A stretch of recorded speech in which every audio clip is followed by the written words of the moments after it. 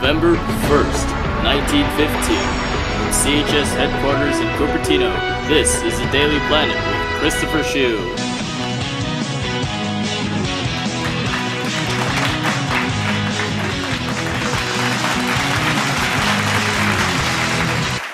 Dmitry Valensky, Nikolai Kalashnikov, Lavalka, Plutkin, Putin.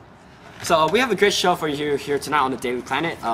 We have a special guest tonight. His name is Barry Rasputin, the Man Mug. He's known for his majestic acts and influence over the Tsarina, as well as the sheer amount of power just vested in that mighty beard of his. That's indeed one fine beard. But first, we have some war updates, what people are calling the First World War. So with our war expert Jean Sebastian Bach Dickus the 14th, I give you World War I.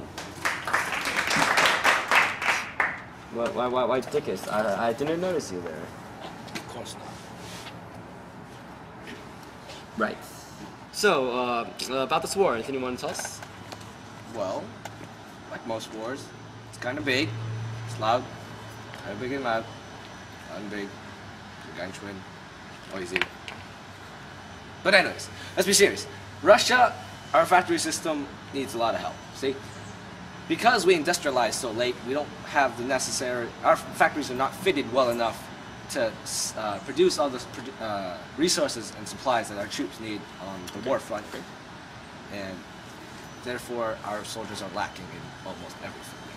So speaking of lacking, I've been hearing some rumors recently, so is it true that some of our soldiers actually aren't even fighting with rifles? I mean, are they even just fighting with like clubs and stuff? Yes, that actually is true. Again, because of our late industrialization, our factories cannot produce the number of rifles needed to help to supply our huge army with those rifles, so we just have wooden clubs. But, you know, you'd think that with this giant army, we should be able to do anything we want. You know, with all this power, all of us have muscles, they're soldiers, they can do whatever they want. They should be able to move mountains. Russian army move mountain. That's never going to happen. It's just not going to work. Right. I digress. Moving on. Our transportation system, just like our factory system, because we are industrialized so late into this time, we cannot move anything. Even if we had the manpower, we don't have the means to move them to the front lines and the border between us and Germany. Therefore, we have no troops that are actually at the front lines fighting. So apparently the government thinks that the solution to this is to bring a larger army and just take a bunch of peasants and make them fight. Exactly. Right. Because the larger the army, the more power we have. But with 15 million men, but only 1/3 of them are trained to fight, that's not much use, you know. 1/3, that's 5 million. Not too many people are actually properly trained.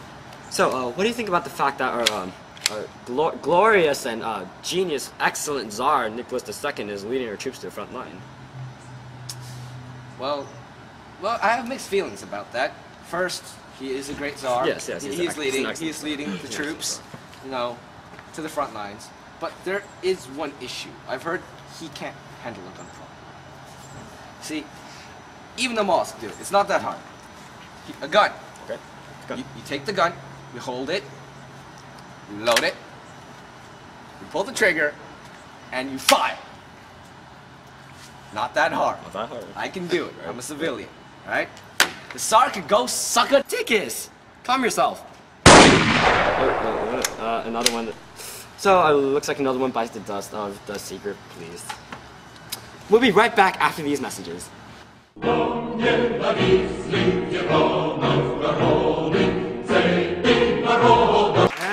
we're back. So now live coverage from the war front with our correspondent Brandon Kalashnikov Gong. Hi, Chris. Dmitry Valensky, Nikolai Kolav, Putskin, Valka, Putskin. Brandon. So, how are things on the front?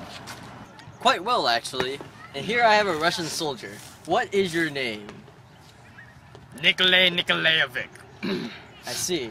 And what are your opinions on the war effort? This war is dumb. I am very discontent. Russia joined this dumb war in 1914 because 7 years before that, it joined the Triple Entente. What is the Triple Entente? I Triple Entente'd your mother last night. Seriously, the Triple Entente is a union between Russia, Britain, and France. It was made to counter the Triple Alliance, which is made of Germany, Hungary, Austria, and Italy. Huh, I know that one. I triple alliance your mother last night. Ha ha ha ha ha. My mother died 2 nights ago. Moving on. So I see you lack resources and transportation due to the lack of industrialization. And I see you have a little stick there. Little stick? This is a very lucky stick. This is my lucky stick.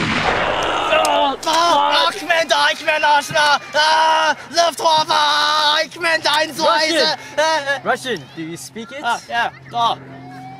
And what is your name? I am Hans Gretel Meister. And what are your opinions on the Russian war front? Well, actually, I think that the Russian war effort is pretty pathetic. You know, because they're fighting with clubs. Some of them are fighting with clubs. So I would think that we would win because we have our rifles and machine guns. And if we shoot a Russian soldier that happens to have a rifle, one of the Russians at the clubs can just pick that up, and it's not like the person who had the rifle can complain because they're dead because we shot them. I see. Do you have anything else to add besides killing? Well, I've heard that the Russian army is one of the largest in the world. In fact, I heard it was the largest in 1914. Which is pretty weird because we never really see the Russian troops in the front lines. I would say that it's probably because of a hope or transportation system of sorts, but I don't know because I'm not Russian, or transportation system. I see. Any last words? Yeah. I'm going to have to kill you because you're Russian. Wait. No hard feelings. Wait, please. No! Ow. Looks like we lost another one. We'll be right back after these messages.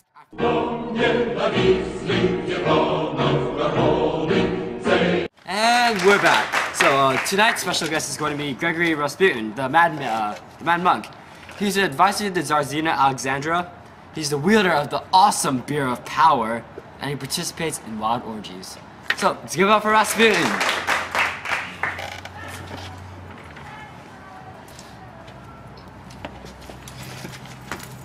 Rasputin, sir, it's an honor.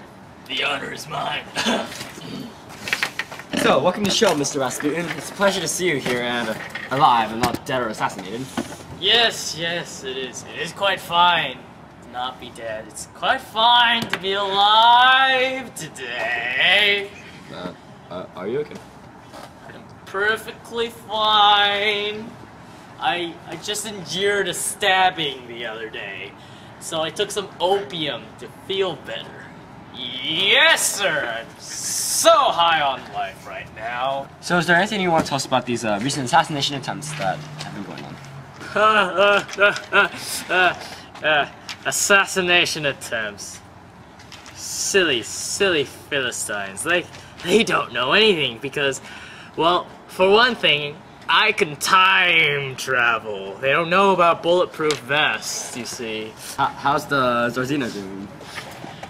Well, the Tsar is on the front lines of this world war, and he's not doing so well, so the Tsarina's back at home doing domestic affairs, and I have to take care of everything.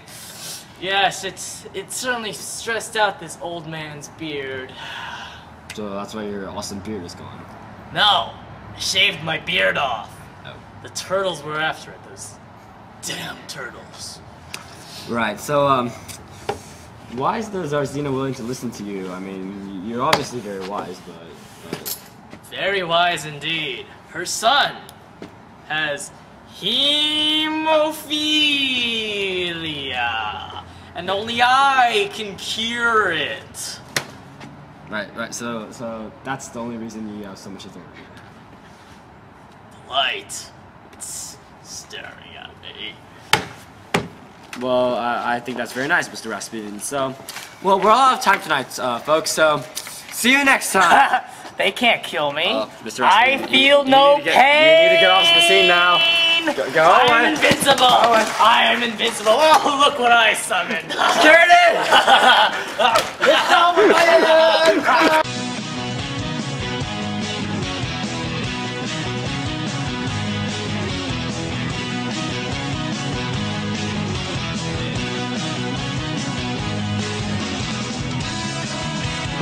Nie la Wisły, Tirol,